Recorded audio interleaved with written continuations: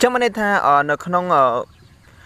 ép muốn đi cứ dương thực cả độ phim cứ việc ban một phim tầm đó bà bông bồn được nè bà chẳng nhom từ tua ban ở size pixel đấy bông bồn được nè bà ní cứ chia về cái bạn được không cả độ lối pi cam thi ở Play&Earn cứ chia cam thi để vì chùm môi từ năng cam thi kiwi nè bông bồn được nè chùm môi từ năng cầm hôn kiwi chắc nhom độ ban size pixel này bông bồn được nè bà cứ độ phim ban phim tầm đó mà chùm môi từ năng cam thi muốn ní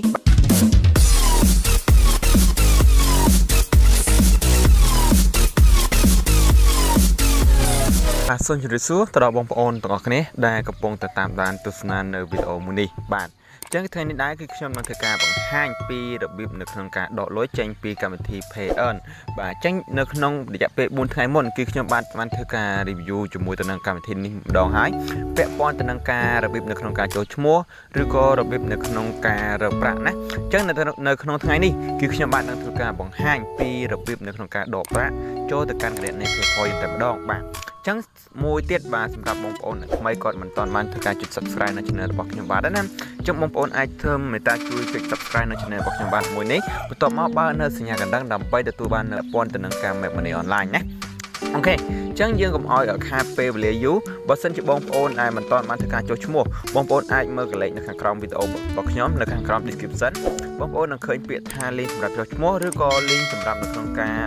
ระเบียบในโครงการโจชั่วโมงระเบียบเมื่อวิดีโอในโครงการโจชั่วโมงนะบางคนแบบนี้บางสำหรับบางคนทำไมแต่กดมันตอนมาถือการโจชั่วโมงบางจังสำหรับบางคนโจชั่วโมงรีรอหายจังยังไอถือการเมื่อปีระเบียบในโครงการดอกลอยแต่มันดองจมูกตัวนั้นในเพย์พอลนะจังขณะในเพย์พอลคือยังไอถือการดอกลอยบ้านให้ยังไอถือการยังลอยมาใจในสระขมายว่ายังบ้านในน้องชนบอกยังบ้านคือขยมมินถือการบางห้างปีระเบียบในโครงการtransfer ลอยเพย์พอลแต่การขณะในเพย์แต่การขณะใน ABA รวมนี้ ACDA หรือก็ขณะในเอกสารเทียดในสระขมายได้ทายยังไอถือการดอกลอยบ้านนะโอเคจังยังโจแต่การแอบนั่งแต่มดองนะ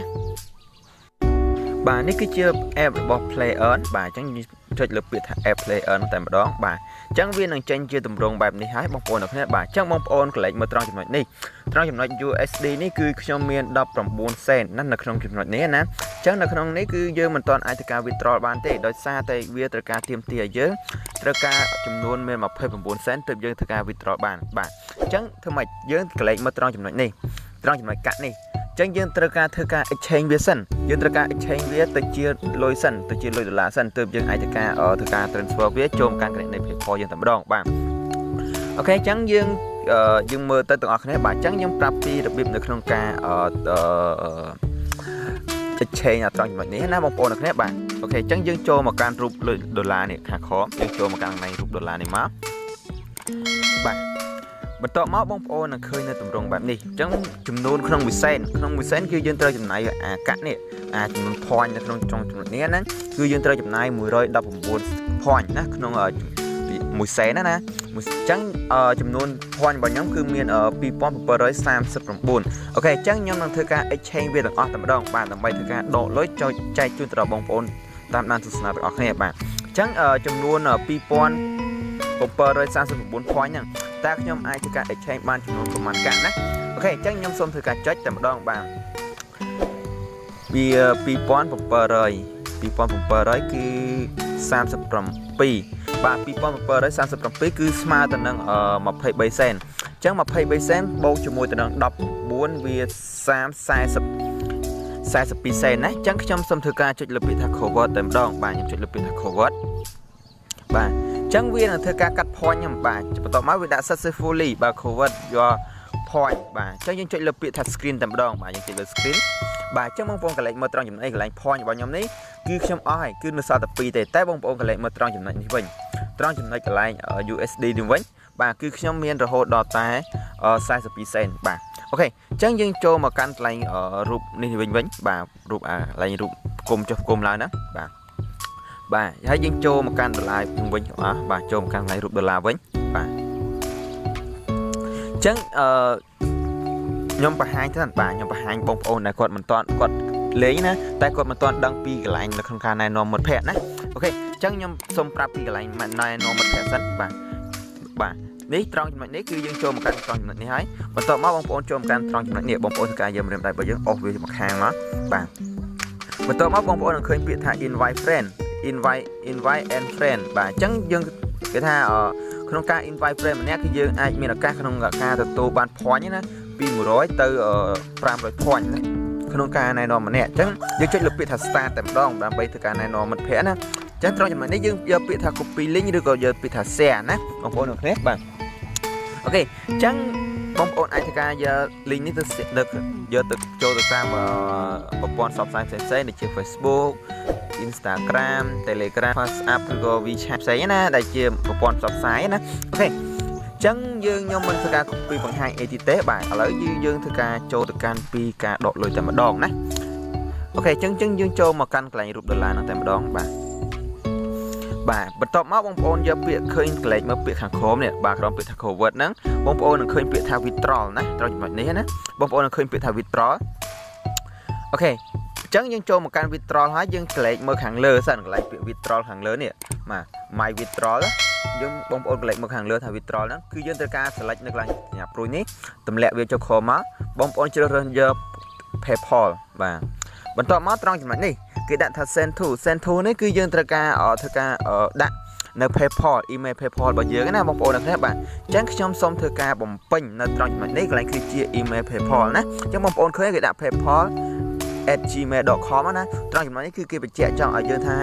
ត្រូវការដាក់ទៅនឹង Gmail PayPal របស់យើងណាអូខេអញ្ចឹងខ្ញុំសូមធ្វើការដាក់ទៅនឹង Gmail PayPal របស់ខ្ញុំបន្តិចសិនបងប្អូនអ្នកខ្លះបាទអូខេអញ្ចឹងគឺខ្ញុំបានធ្វើការដាក់នៅ Gmail PayPal របស់ខ្ញុំរួចរាល់ហើយបងប្អូនអ្នកខ្លះបាទអញ្ចឹងខ្ញុំចុចលើពាក្យថាយើងត្រូវមើលភាសាទៀតយើងមើលឲ្យច្បាស់ណាបងប្អូនអ្នកខ្លះបាទយើងមើល Gmail PayPal យើងឲ្យច្បាស់ណាមុននឹងធ្វើការដកណាបងប្អូនអ្នកខ្លះបាទដើម្បីជៀសវាងនៅក្នុងការខុសណាបងប្អូនអ្នកខ្លះបាទអូខេអញ្ចឹងត្រឹមត្រូវហើយអញ្ចឹងចំនួនដកគឺចំនួនដករបស់ខ្ញុំគឺ42សេនណា42សេនបន្ទាប់មកខ្ញុំចុចលើពាក្យថា cover តែម្ដងបាទចុចលើពាក្យថា withdraw ចុចលើពាក្យថា withdraw sorry បាទចុចលើពាក្យថា withdraw តែម្ដងបាទអូខេអញ្ចឹងខ្ញុំចុចលើ withdraw បន្ទាប់មកខ្ញុំចុចលើនេះគេសួរយើងថាគេធ្វើការនឹងធ្វើការផ្ញើទៅ withdraw ទៅកាន់ account ចំនួន42សេនបាទ select email នេះគឺជា email PayPal របស់ខ្ញុំបាទបន្ទាប់មកខ្ញុំចុចលើពាក្យថា yes តែម្ដងបាទខ្ញុំចុចពាក្យថា yesអូខេអញ្ចឹងធ្វើការរងចាំបាទអញ្ចឹងយើងចុចលើពាក្យថា screen បាទយើងចុចពាក្យថា screen តែម្ដងនេះគេដាក់ថា you have successful បាទអូខេអញ្ចឹងវាដាក់នេះវាធ្វើការឡើងមកយើងថា successful ហើយបាទអូខេអញ្ចឹងយើងតនេះគឺខ្ញុំសុំទៅចូលទៅឆែកមើលសិនបាទតើវាដកបានភ្លាមដែរឬអត់បាទតាមខ្ញុំដឹងណាគឺធ្វើការដកនេះគឺយើងដកភ្លាមបានភ្លាមណាអញ្ចឹងខ្ញុំសុំទៅឆែកមើលទៅក្នុង Gmail នោះតែម្ដងបាទអូខេអញ្ចឹងខ្ញុំចូលមកកាន់ Gmail របស់ខ្ញុំបាទអញ្ចឹងត្រង់ចំណុចនេះគឺគេធ្វើការ payment របស់ខ្ញុំហ្នឹងយូបាទ successful play out បាទ play out from Kiwi បាទអញ្ចឹងមានន័យថានៅក្នុង app មួយនេះគឺយើងធ្វើការដកភ្លាមគឺវាបានមកភ្លាមតែម្ដងបាទបងប្អូនអ្នកគ្នាបាទអញ្ចឹងខ្ញុំទទួលបាន42សេននេះបងប្អូនអ្នកគ្នាបាទនេះគឺជាវិក័យប័ត្រនៅក្នុងការដកលុយពីកម្មវិធី Play&Earn គឺជាកម្មវិធីដែលវាជាមួយទៅនឹងកម្មវិធី Kiwi ណាបងប្អូនអ្នកគ្នាជាមួយទៅនឹងក្រុមហ៊ុន Kiwi អញ្ចឹងខ្ញុំដកបាន42សេនហើយបងប្អូនអ្នកគ្នាបាទគឺដកភ្លាមបានភ្លាមតែម្ដងបាទជាមួយទៅនឹងកម្មវិធីមួយនេះបាទអូខេអញ្ចឹងចំពោះការរកលុយតាមអនឡាញមិនថាជាកម្មវិធីរបស់ខ្មែរឬក៏កម្មវិធីរបស់បរទេសទេសំខាន់ឲ្យតែជាកម្មវិធីដែលយើងអាចធ្វើការដកលុយបានណាបងប្អូនអ្នកគ្នាបាទហើយការរកលុយតាមអនឡាញគឺបងប្អូនមិនត្រូវធ្វើការរកដោយបង្ខំនោះទេបើមិនជាបងប្អូនធ្វើការរកដោយបង្ខំគឺតែងតែវាមិនដល់ត្រើយនោះទេបាទតែងតែមានការបោះបង់ចោលនៅពាក់កណ្ដាលផ្លូវមិនថាកម្មវិធីហ្នឹងរកលុយបានតិចយើងធ្វើការសន្សំ